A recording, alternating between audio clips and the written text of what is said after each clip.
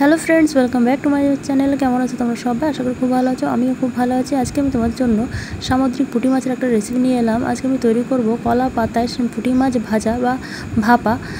প্রথমে আমার লাগছে ধনে, জিরে, তেজপাতা আর রসুন। এগুলো আমি সব শিলে বেটে নেব। একটা সুন্দর মিহি পেস্ট আমি তৈরি করে নেব।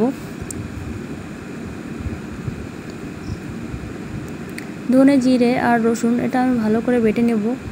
বাটা হয়ে গেছে। এরপর আমি মাছগুলো একটা বাটিতে নিয়ে নেব। এরপর আমি এক এক করে সব মশলাগুলো মাছের সঙ্গে মিশিয়ে নেব। প্রথমে আমি বেটে নেওয়া মশলাগুলো দিয়ে দেব। এরপর আমি 1 চামচ শুকনো লঙ্কার গুঁড়ো, 1 চামচ হলুদ গুঁড়ো, হাফ চামচ গোলমরিচ গুঁড়ো, 1 চামচ লবণ, পরিমাণ মতো সরষের তেল দিয়ে ভালো করে মাছগুলো আমি মেখে নেব। প্রত্যেকটা মাছকে আমি মশলার সঙ্গে সুন্দর করে মেখে নেব। মাছগুলো মাখানো হয়ে গেছে। এরপর আমি 10 মিনিটের জন্য মাছগুলো মশলার সঙ্গে মেখে ঢাকনা দিয়ে ঢেকে রেখে দেব। এরপর আমি কলা পাতাগুলো সুন্দর করে ধুয়ে মুছে একটা তাওয়ার উপর বসিয়ে দেবো। দুটো পাতা আমি এরকম করে নিচে সুন্দর করে সাজিয়ে নিয়েছি। এরপর আমি মাছগুলো এক একটা করে সুন্দর করে সাজিয়ে নেব পাতার উপরে।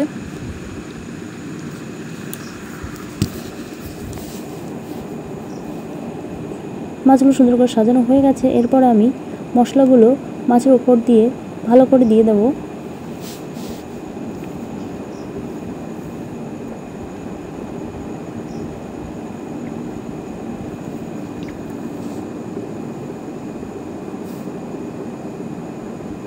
মশলাটা সুন্দর করে দেওয়া হয়ে গেছে। এরপর আমি এরপর 4টে কাঁচা লঙ্কা দিয়ে দেবো।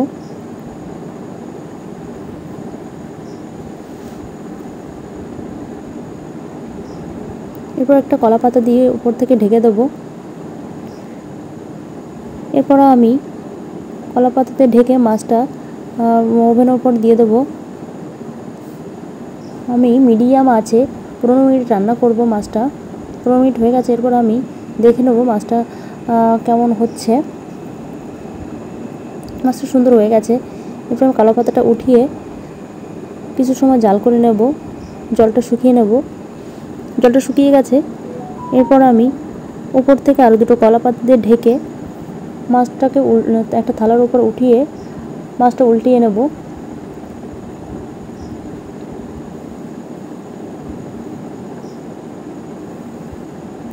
মাছটা একটা থালার উপর উঠিয়ে আরেকটা থালার উপর থেকে দিয়ে মাছটা আমি উল্টিয়ে নিয়েছি। এরপর আমি মাছটাকে তাওয়ার ওপর আবার দিয়ে দেব। এবার মাছটা তাওয়ার উপর দিয়ে আমি আরও 15 মিনিট রান্না করব। 15 মিনিট হয়ে গেছে। মাছটা আমার রান্না কমপ্লিট। মাছটা কেমন হয়েছে জানাবে। যদি রেসিপিটা ভালো লেগে থাকে তাহলে লাইক, কমেন্ট, সাবস্ক্রাইব করে পাশে থাকবে। এতক্ষণ ধরে আমার ভিডিওটা দেখার জন্য সবাইকে অনেক অনেক ধন্যবাদ।